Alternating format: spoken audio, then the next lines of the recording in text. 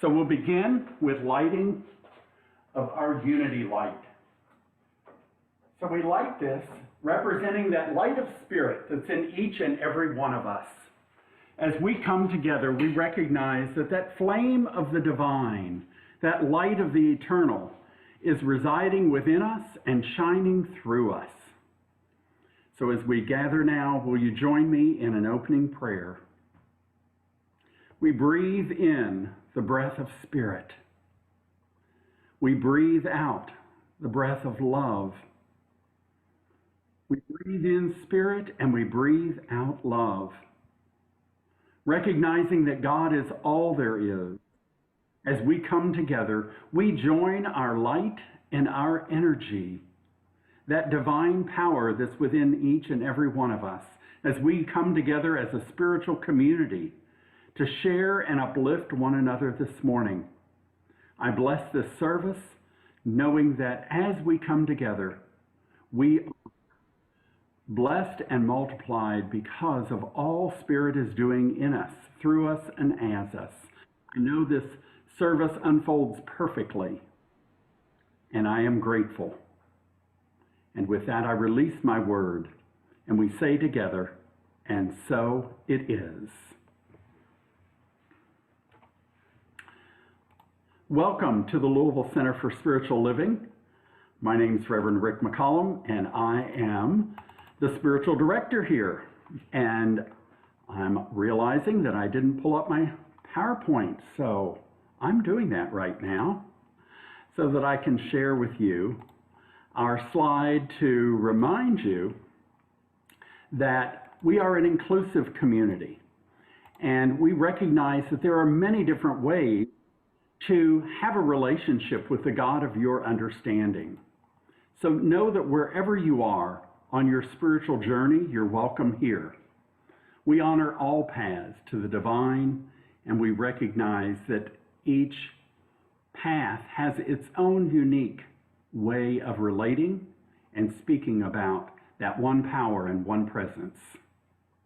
So we're glad you're with us today. Welcome.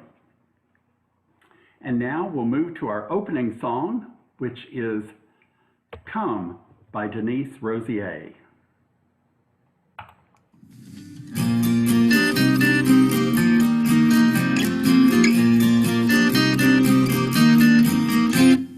Come, take a hand, come, give your heart, come, as you are.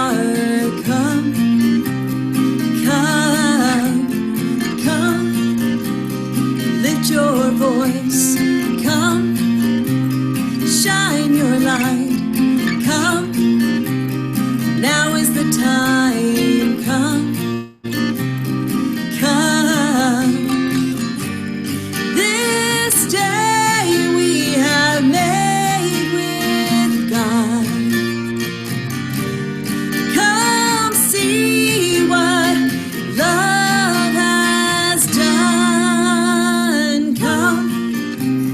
Take a hand, come, give your heart, come, as you are, come, come, come, lift your voice, come, shine your light, come, now is the time, come, come.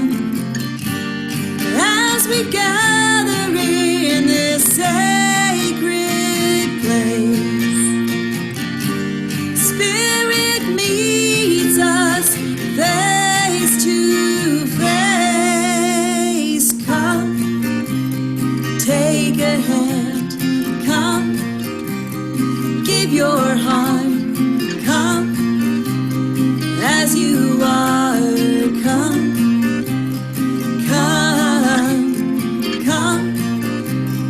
Lift your voice, come, shine your light, come, now is the time, come, come, come.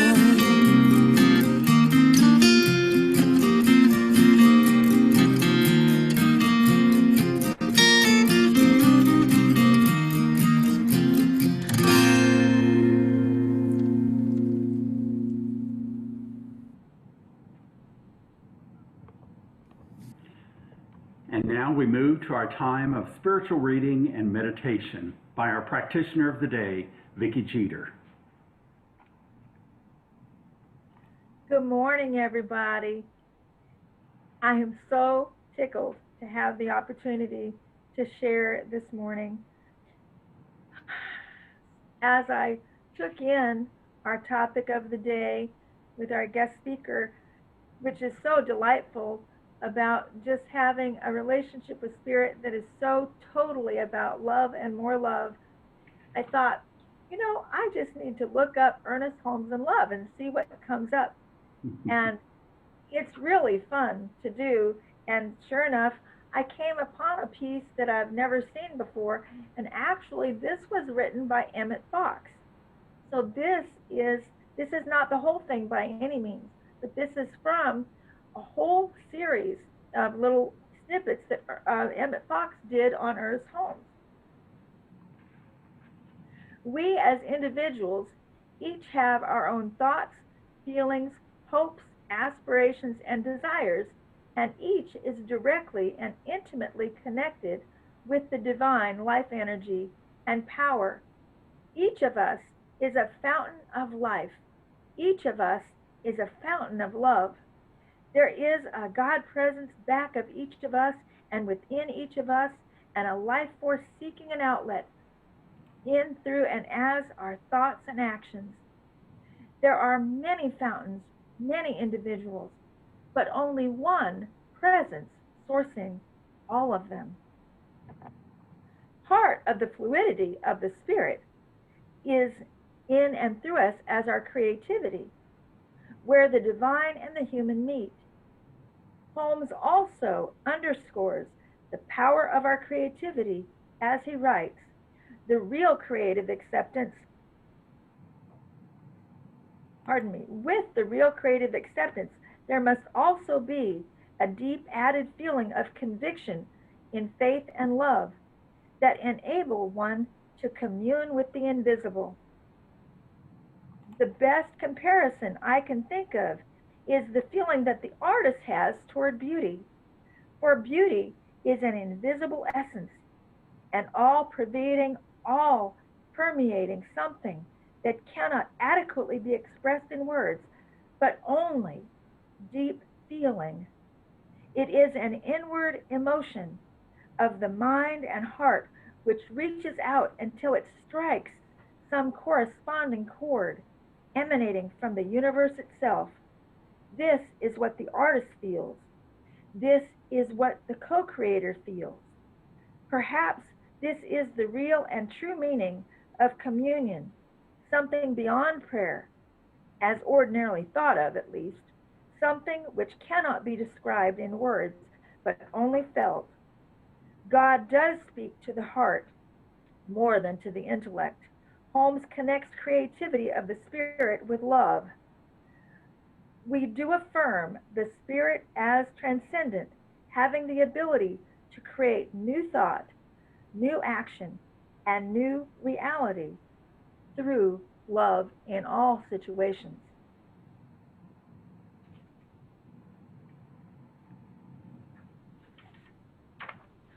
Now I would like to invite you all to sit back with that.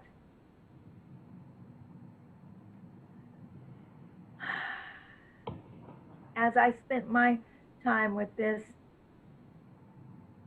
a song from our childhoods kept coming to me, and I just had to go with it.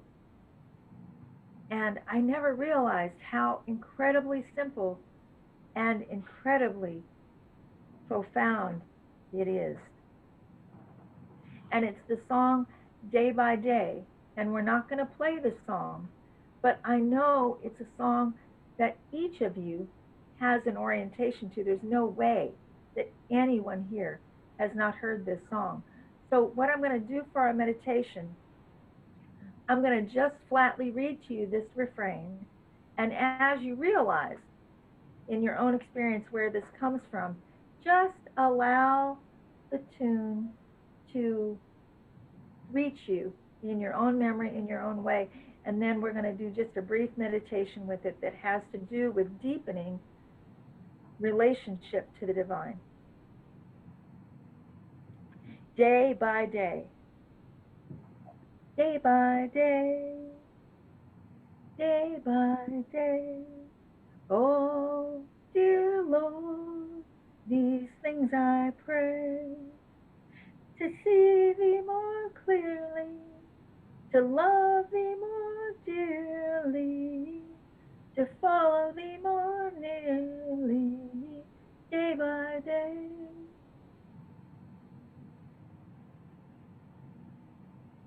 Find yourself in the place within you that knows most closely your understanding simply of your most comfortable relationship with Spirit. Imagine, if you will, that it is a reciprocal relationship. And I say imagine it not because it need be imagined, only because it might not have ever occurred to you that way before. It is a reciprocal relationship. And so in this space, there's you and Spirit. Imagine three of you, as if two or more are gathered, recognizing that when we pray, it's not only us praying in communion with God. God is praying in communion with us. So just imagine, to and from. First, imagine yourself to yourself, day by day, day by day. Oh, dear me, day by day, to see me more clearly, to love me more dearly, to follow me more nearly, day by day. Take a nice breath and imagine from you to Spirit, day by day, day by day. Oh, dear Lord, these things I pray, to love thee more dearly, to follow thee more clearly, to be with thee more dearly, day by day. And now, one more time,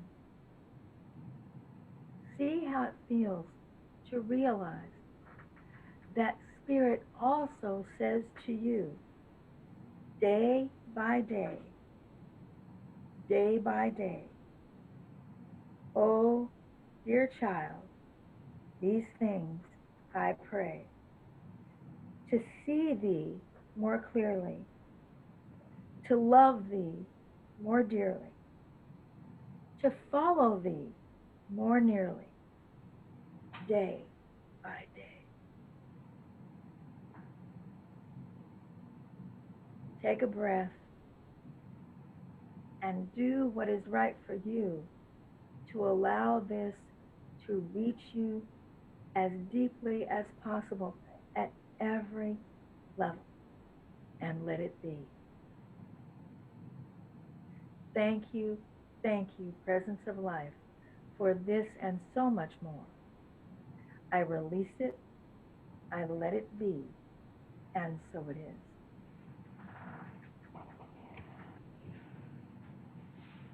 So it is. Thank you, Vicki. And now it is my honor to introduce you to our guest speaker for today, Reverend Patrick Soran, an educator, an artist, an architect, an international travel writer. I've seen some of his books on Amazon. Reverend Patrick is a Renaissance man He's an ordained minister with Centers for Spiritual Living, and for many years he was on faculty at the Art Institute of Colorado. Reverend Patrick's unique perspective and humor have him as an in-demand speaker and minister. Before retiring from the Center for Spiritual Living in Denver, I got to know Reverend Patrick during his time there as senior minister. And I'm delighted to welcome him and that he's here speaking to us today. So welcome with me, Reverend Patrick Soran. Remember how we welcome on Zoom? Thank you, Reverend Rick. Thank you so much. Can everyone hear me? Excellent. What a pleasure it is to be here. And I was thinking just a minute ago of something that happened to me this morning that I wanted to share with you. I sat down for my morning meditation. I sat down and I crossed my little legs and I go, Om. I'm doing my little Oms. No myung renge kyo, no mang renge kyo. I'm singing and oming and listening to the birds sing. And I get a little tap on my shoulder. I feel a tap on my shoulder. Who's tapping me? It's Spirit. Spirit is tapping me on the shoulder during my morning meditation. I'm like, what? And Spirit says to me, don't forget to remind them. Remind them of what? Remind them of what? Remind them how great they are. Well, okay, I can handle that, Spirit. So I wonder if we forget how great we are. I wonder if we get into our day-to-day doing and being, if we get ourselves into our little rut. I don't know about you, but I've decorated my rut. I love having a long rut and it's all decorated and I'm just in it. And then sometimes I get a little hit, a little charge where Spirit says, I'm greater than my rut. I'm smarter than I think I am. I'm healthier than I think I am. I'm more spiritual than I think I am. Because when I'm in that rut, I'm in my humanness. And what Spirit wants me to remind myself and you is that we are spirit. We are embodying humans, but we are actually spiritual beings going about our day-to-day business. So whatever my issue, my problem, my trouble, my whatever is today, I know that Spirit, God, higher power, whatever we would call it, can take care of it. It's bigger than all of us, and we're tapped into it. Isn't that amazing? That's all I have to say. Let's pass the plate and we're done. No, actually, I have a lot more to say. This thing about the idea that I'm stronger, that I'm happier, that I'm smarter, makes me think of a sequence of words that somebody used to describe our relationship with God. So I want you all to hold on to your hats because I'm going to quote the Bible. Will it be okay if I quote the Bible? I'm going to quote the Bible. So first of all, one of the things we know about Jesus is that there were these people following him around and writing down everything he said. And they'd write down a sentence and then they'd number it, like 28:14, Ephesians 17:44. Don't you wish you had somebody following you around writing everything down? No, I don't want that. Anyway, one of the things we know about Jesus is that if something Jesus said shows up in 2 of the Gospels, academics teach us that that is probably something that Jesus actually said. So I'm going to read from the Revised Version. Luke 10:7. You shall love the Lord your God with all your heart, with all your soul, and with all your strength.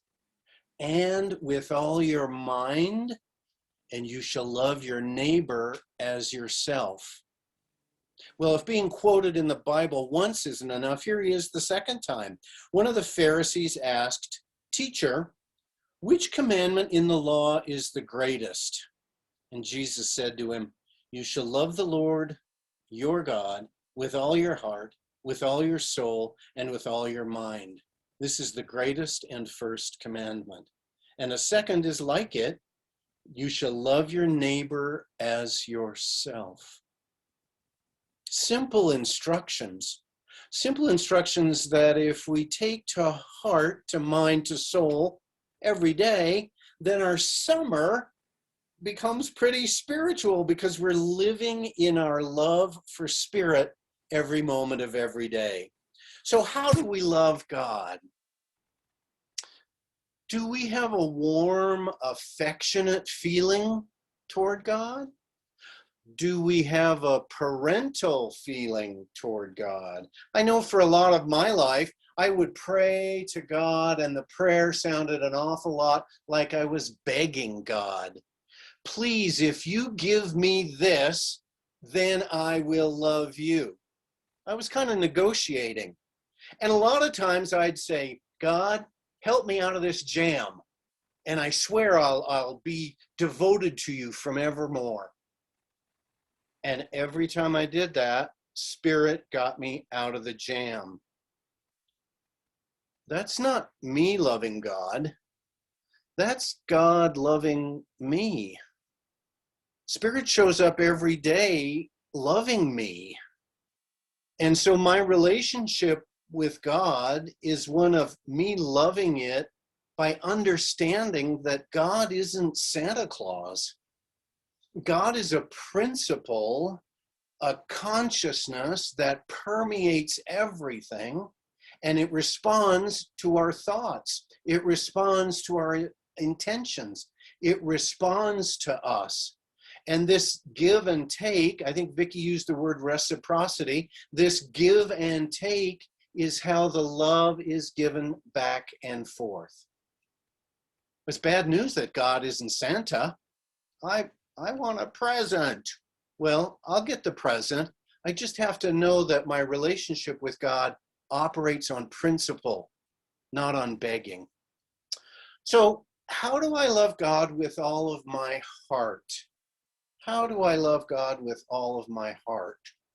Well, I want to remember that something I just read by a woman named Cynthia Bourgeau in a magazine called Parabola.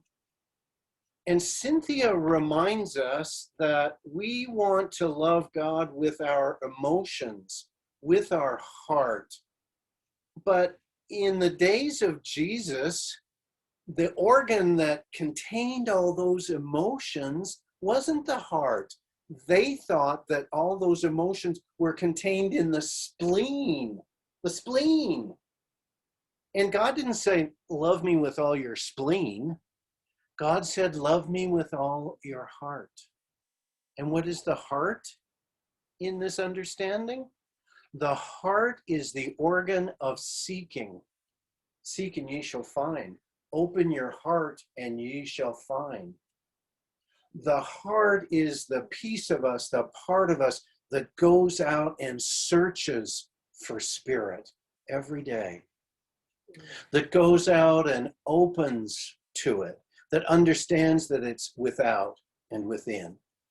That our love is reciprocal. We don't sit around and wait to be hit with a cosmic 2x4, although we do love a cosmic 2x4 now and again. What we really do as spiritual beings savoring our summer is find a new way to open to spirit, open to nature, open to the sound of the crickets, open to a hike, just open to it. And Ernest Holmes is very clear about this. Our teaching is very clear that we will have God in our lives to the extent we believe God is in our lives. So when I love God with all my heart, that means I'm loving God with my seeking, my finding, my exploring, my adventuring. Because life is an adventure. Life is a moment we have, a period of days where we seek out the adventure of this thing called life, this creativity that Spirit has imbued us with. And we go out and look for it and celebrate it. So love God. We love God with all our heart. We love God with our soul. Well, what is our soul? Our soul is that ineffable idea, thing, energy, consciousness within us that's connected to the outer spirit, the oversoul, as Emerson called it, the Christ consciousness, as some teachings call it. In Hindu, they call the soul within the Brahman and the soul beyond the Atman.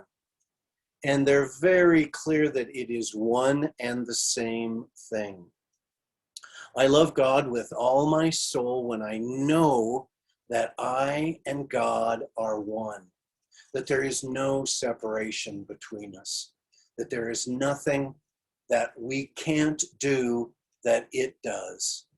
And that is kind of a miracle. It's kind of the most amazing thing.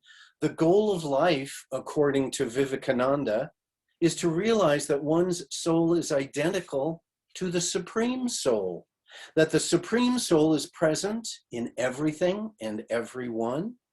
All life is interconnected, and there is oneness.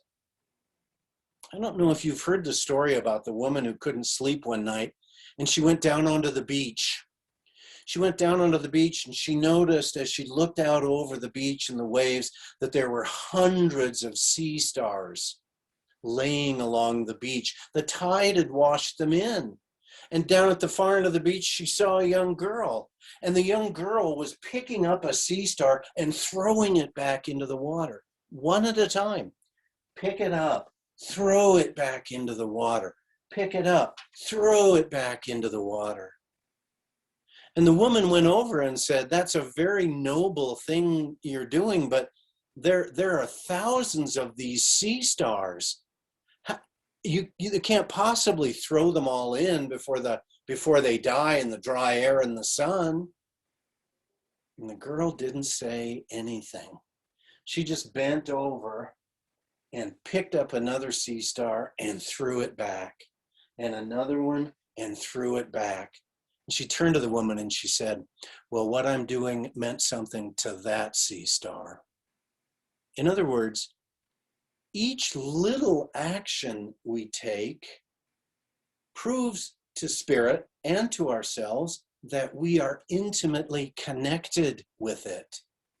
The girl is saving the sea stars because she recognizes them as living things, just like she is a living thing. And the wonderful deeper meaning of that story is that haven't we been all of the three things in that story?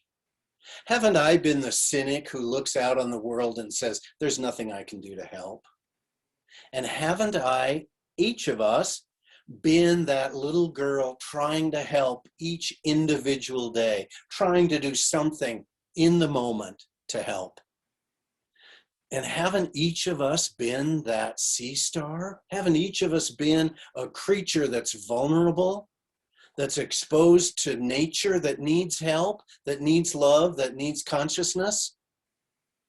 And that's what loving God with all of our soul means, that we have an understanding that we are connected to it.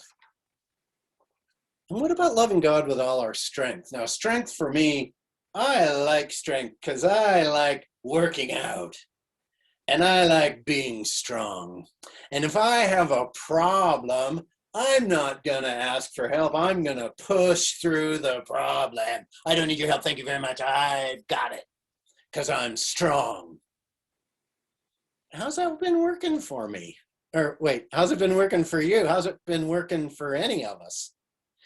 Isn't it interesting that spiritually and in relationships and in health and so much, the idea of strength and pushing isn't really very useful. In fact, Ernest Holmes says about prayer that the energy of God is concentrated everywhere. The gardener does not will potatoes and cabbages into being. That's me praying. I am willing the cabbage to grow. But Spirit doesn't need us to will it, to push it, to force it. It just needs us to open up to it and know that the cabbage knows how to grow, and I know how to grow. Each of us knows how to grow. Each of us is already all that we need to be and do everything that we need or want to do. I don't have to push. I don't have to beg God. I don't have to coerce God.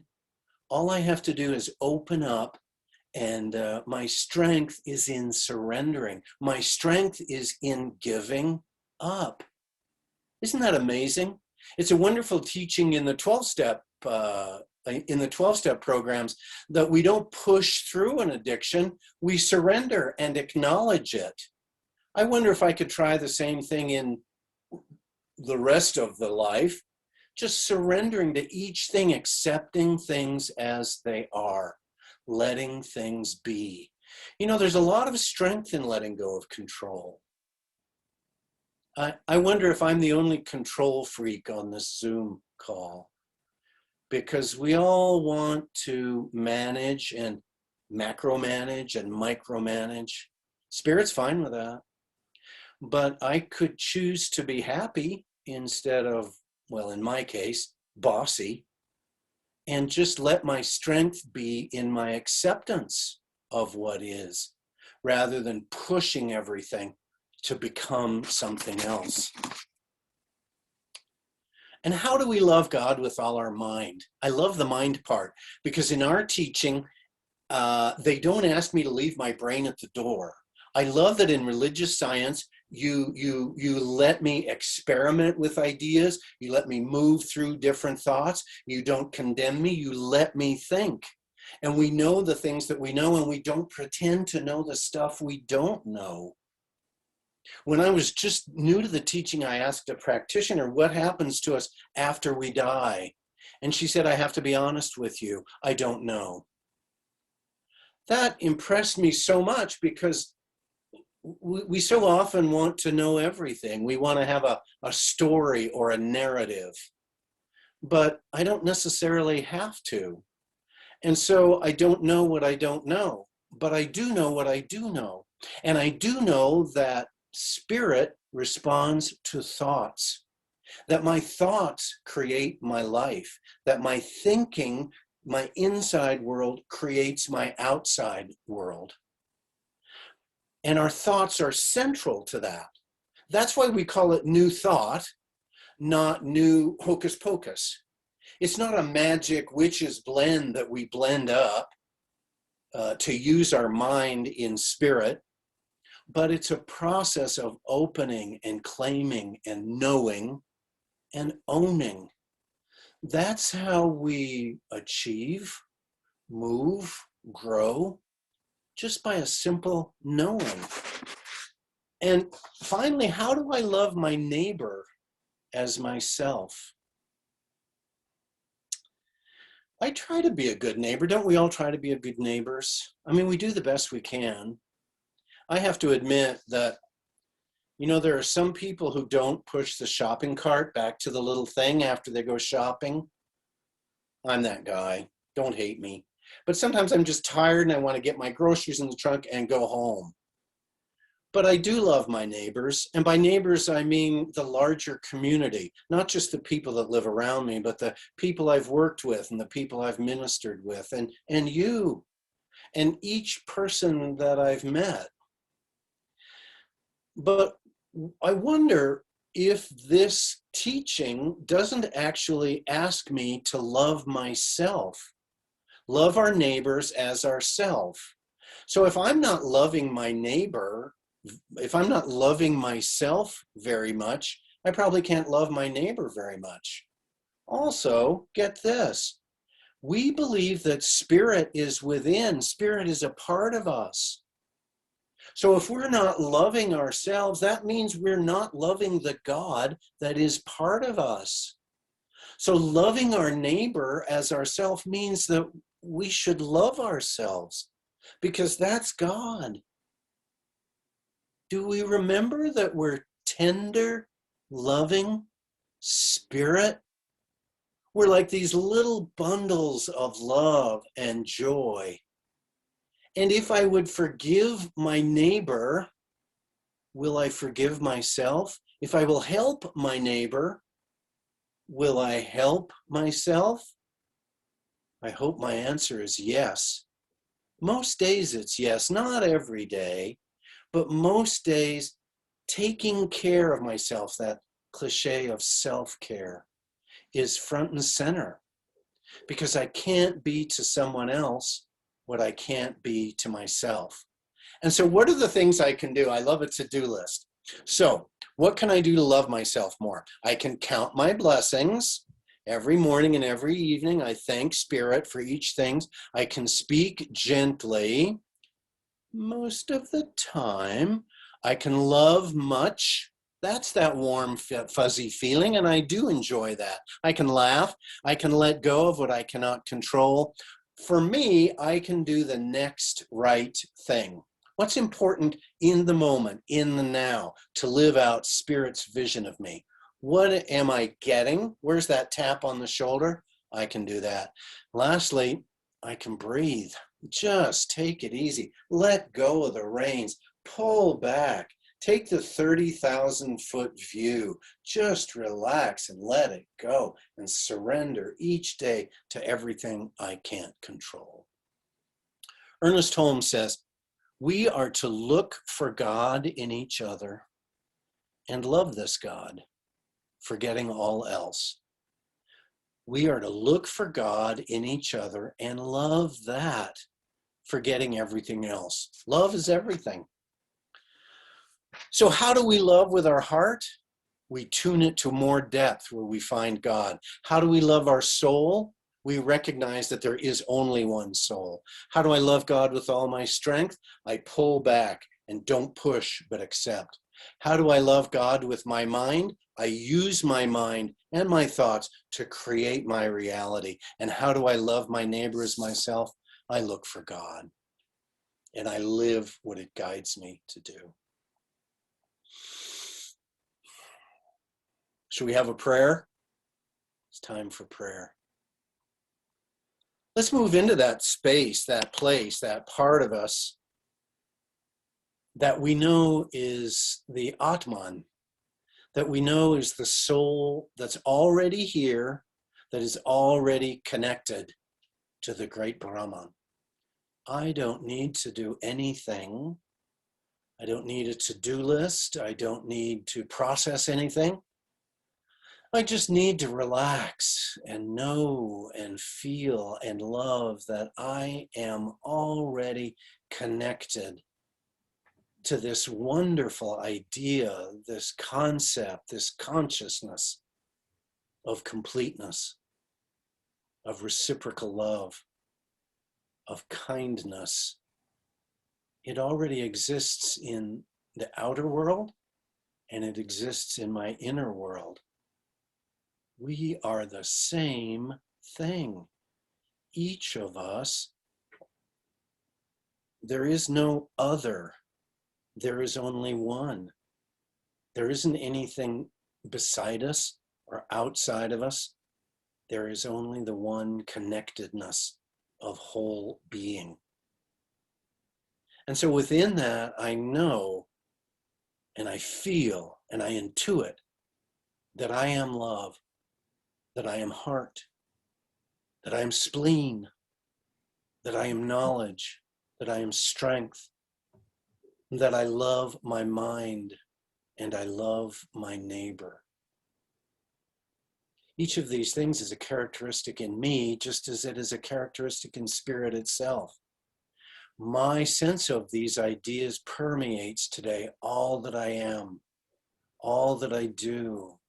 And I feel myself expanding, not just in my mind, but in my physical being. I feel this consciousness flowing out of me and connecting to the seat, to the room, to this community via this magic called Zoom, another name for God. And I just know that we are all in this and celebrating it, and that our summer is an actual activity in the mind of God, and that we feel like a bunch of high school kids on summer vacation. Thank you very much, God, that we're enjoying ourselves, we're enjoying our summer, we're enjoying all the little trips we take and the little things we do, and we're in summer's spell, this magical moment that happens each year of living a life in summer and in spirit. Oh, it feels so good to be here. It feels so good to be summering. Oh, thank you, Spirit. Thank you, thank you, thank you. We just know this. We know it all through our beings, and we release it. We don't worry about it. We don't fret about it. We just let it go. We let God do the work, and we enjoy our summer. We savor our summer. And together we say, and so it is. Amen.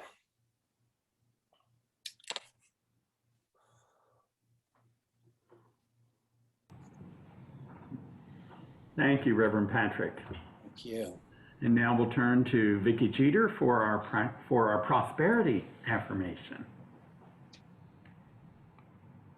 Thank you, Reverend Rick. Thank you, Reverend Patrick. That was so much fun.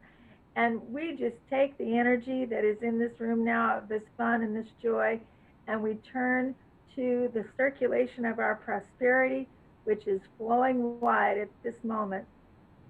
Let's just take that breath in, and we accept and receive, and then we exhale, release and let go, and trust in the flow.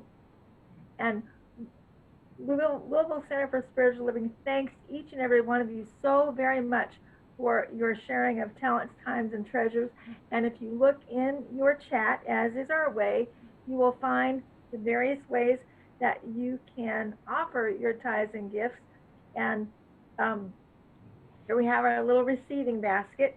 And absolutely, we are literally receiving into this basket and collecting and multiplying as the Christ did the fish and the loaves, and returning it tenfold everywhere it goes. And our prosperity affirmation this month is, I'm going to say it once, and I invite you to say it with me. I see my good, I claim my good, and I allow my good. Yes. I see my good, I claim my good, and I allow my good. Yes. So we take another pausing breath. We shift now from our time of prosperity to, oh, I'm sorry, I forgot. We're going to allow Reverend Rick to bless the offering. This is a new thing that we're doing, so trusting the process. Yes.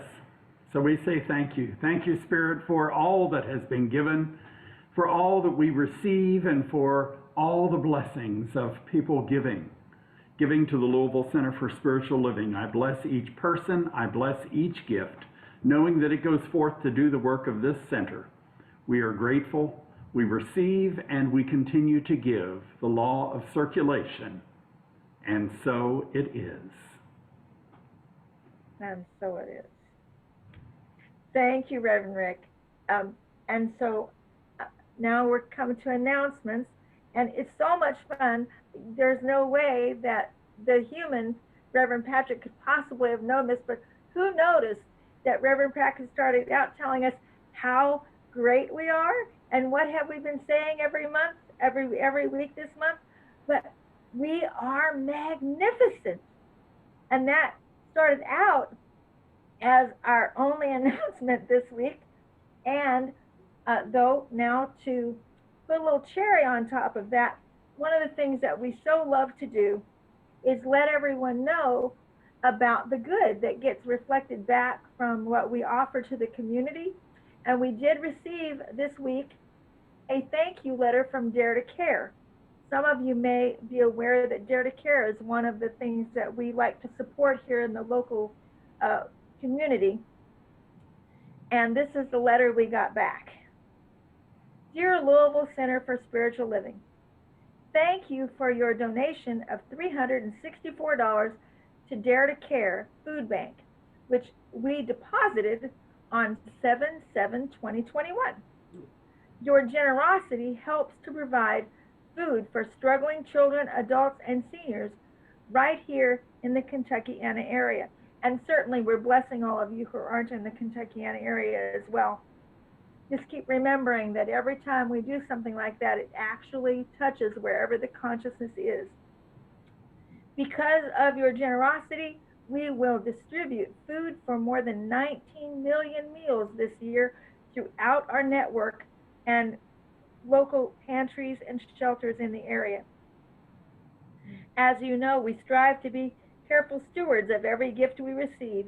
You can trust to ensure that every donation reaches as far and wide as possible to help those in need in the community. The work we do couldn't happen without your support. Thank you again for your generosity. So we thank you, each and every one. This would not be possible without your participation and how we work in unity together.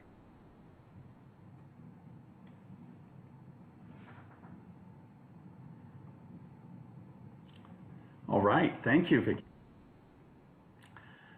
So I will own at this point that I was so excited about having Reverend Patrick with us today that I totally forgot to do our special music.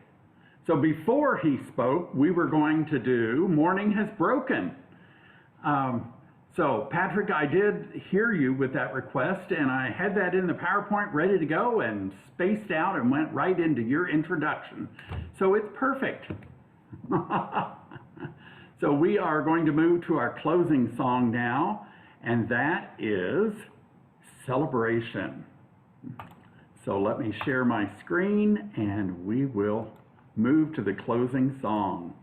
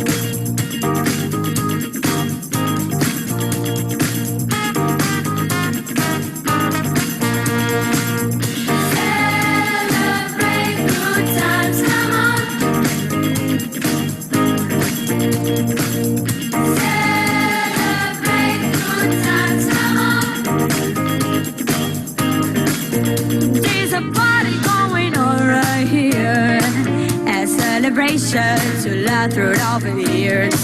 So bring your good times and your laughter too. We gonna celebrate your party with you. Come on. Celebration. Let's all celebrate and have a good time. Celebration. We're gonna celebrate and have a good time. It's time to come together. It's up to you. What's your pleasure? Everyone around the world, come on! Yeah. It's your celebration.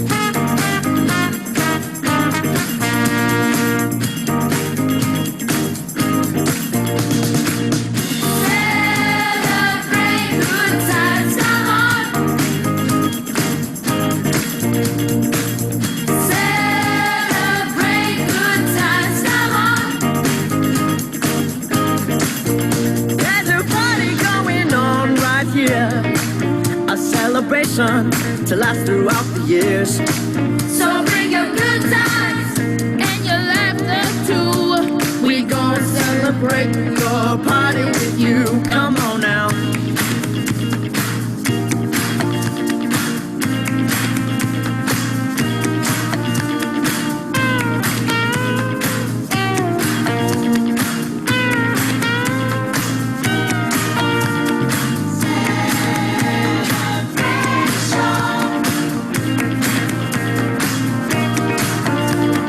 We're gonna have a good time tonight.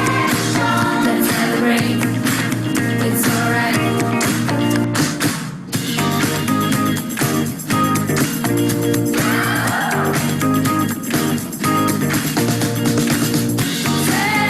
Celebrate good times, come on.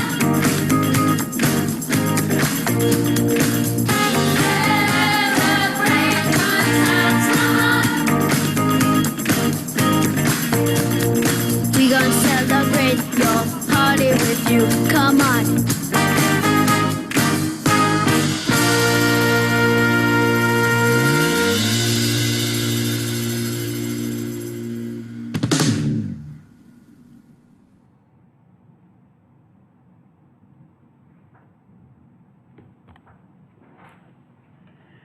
And now for our benediction.